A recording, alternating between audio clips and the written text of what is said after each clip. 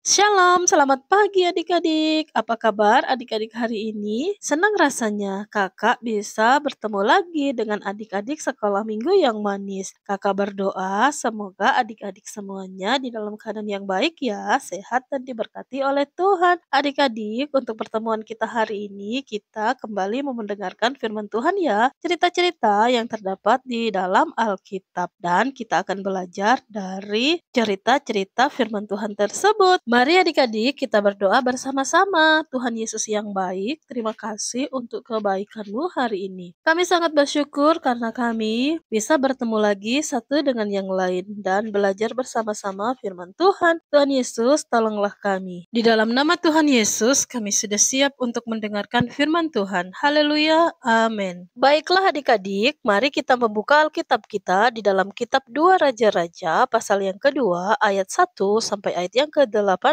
dengan judul Elia naik ke surga. Jadi adik-adik, firman Tuhan hari ini kita akan belajar dari dua tokoh Alkitab penting, yaitu Elia dan Elisa. Dahulu kala di tanah Israel hiduplah dua orang nabi Allah, Elia dan Elisa. Kedua nabi itu sedang dalam perjalanan menuju ke Gilgal. Elia setelah bertahun-tahun melayani Tuhan dengan sangat setia, telah diberitahukan oleh Allah bahwa ia akan segera diangkat oleh Allah ke surga. Dan Elia saat ini sedang menikmati saat-saat terakhirnya bersama rekannya yaitu Elisa. Elia berkata kepada Elisa, "Baiklah, tinggallah di sini, karena Tuhan memintaku untuk pergi ke Betel." Tetapi jawab Elisa, "Tidak, tuanku, aku tidak akan meninggalkan engkau. Tetapi aku harus pergi ke Betel," kata Elia, "karena Tuhan sendiri yang memintanya, tinggallah di sini." Tetapi Elisa menjawab, "Tidak, tuanku, demi Tuhan yang hidup dan demi hidupmu sendiri, aku tidak akan meninggalkan engkau."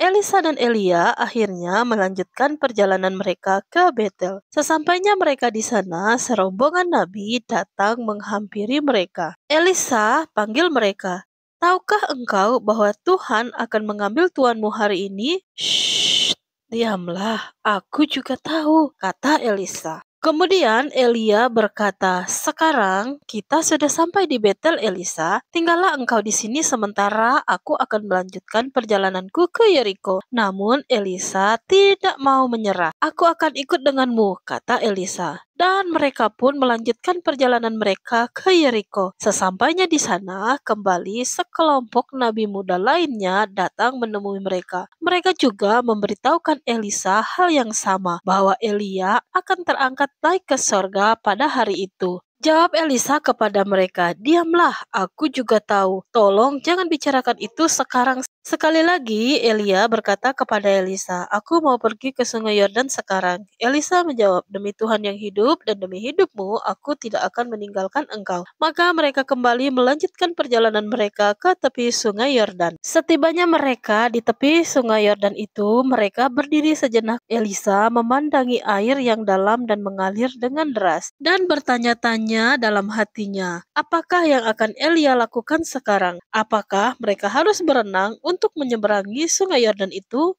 Namun Elia tidak terlihat khawatir sama sekali. Ia tahu apa yang akan ia lakukan. Ia melepaskan jubahnya dari bahunya. Ia memutar-mutar jubah itu dan melemparkannya ke arah sana dan ke arah sini tepat di atas sungai. Seketika itu juga air sungai terbelah menjadi dua dan meninggalkan jejak yang kering yang begitu indah tepat di dasar sungai. Elia dan Elisa berjalan menyeberangi sungai itu, melanjutkan perjalanan mereka di tanah yang kering dan kaki mereka tidak basah sama sekali. Elia merasa senang dengan ketulusan dan kesetiaan Elisa kepadanya. 3 kali Elia mencoba untuk membujuk Elisa untuk meninggalkannya, tetapi Elisa masih setia sampai sekarang. Kemudian Elia bertanya kepada Elisa, "Katakanlah kepadaku, apa yang bisa aku berikan kepadamu sebelum aku pergi meninggalkan kamu?" Elisa sangat mengerti apa yang sesungguhnya yang ingin dia minta dari Elia. Kata Elisa,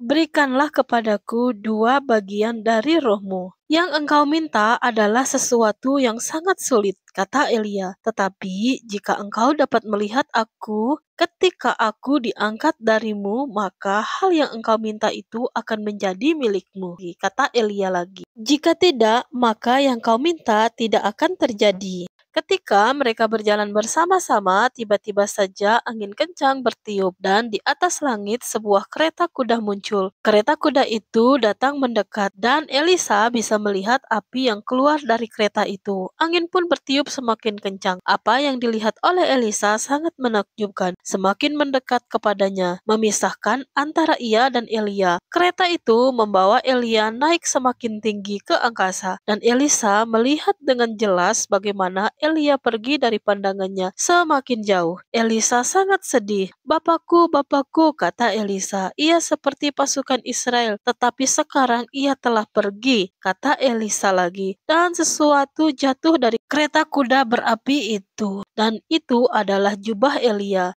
Kini Elisa mengerti bahwa ia telah mendapat apa yang ia minta dari Elia, karena ia bisa melihat bagaimana Elia terangkat. Sekarang Elisa kembali seorang diri. Tak ada lagi Elia. Ketika ia berada tepat di tepi sungai Yordan, ia tidak ragu lagi akan apa yang harus ia lakukan. Ia dengan yakin mengambil jubah Elia, menggulungnya dan memukul jubah itu ke air dan berteriak, "Di manakah Allah Elia?" Seketika itu juga air bergejolak. Air sungai itu terbelah dan membentuk jalan yang kering. Dan dari tepi ke tepi, Elisa berjalan menyeberangi sungai Yordan itu di tanah yang kering. Sekarang Elisa telah menjadi nabi menggantikan Elia tuannya. Dan ketika Elisa tiba di Yeriko, nabi-nabi muda di sana sebenarnya tahu jika Elia sudah diangkat Allah dalam kereta dalam badai yang hebat. Tetapi mereka tetap ingin mencari Elia. Kata mereka, barangkali Elia turun di suatu tempat. Mereka meminta persetujuan Elisa untuk mengirim 50 orang hebat untuk mencari Elia di suatu tempat. Elisa menjawab agar mereka tidak membuang-buang waktu mereka percuma. Sebab Elisa tahu bahwa Elia tidak bisa ditemukan dimanapun karena Elia sudah diangkat Tuhan naik ke surga. Tetapi para nabi muda itu terus mengganggu dan meminta kepada Elisa agar mereka segera pergi mencari Elia. Sehingga Elisa akhirnya mengizinkan mereka untuk pergi mencari Elia. Para pencari itu pergi dengan senang hati. Mereka mencari kemana-mana. Tentu saja mereka tidak akan menemukan Elia di tempat-tempat mereka mencari, karena Elia sekarang sudah ada di surga. Nah adik-adik, mari kita belajar merenungkan firman Tuhan yang sudah kita dengarkan hari ini. Hubungan Elia dan Elisa adalah guru dan murid. Jadi Elia adalah guru dan Elisa adalah murid. Tetapi mereka berdua sama-sama seorang nabi Tuhan yang setia dalam melayani Tuhan. Dan dalam cerita yang baru saja kita dengarkan, Elia telah menyelesaikan tugasnya dengan sangat baik. Sehingga Tuhan mengangkatnya naik ke sorga lewat angin badai. Tahukah adik-adik, peristiwa ini menjadi momen penting bagi Elisa. Karena setelah Elia diangkat Tuhan ke sorga, Elisa mewarisi jabatan nabi menggantikan Elia. Elisa mendapatkan apa yang ia minta, yaitu 2 bagian dari roh Elia.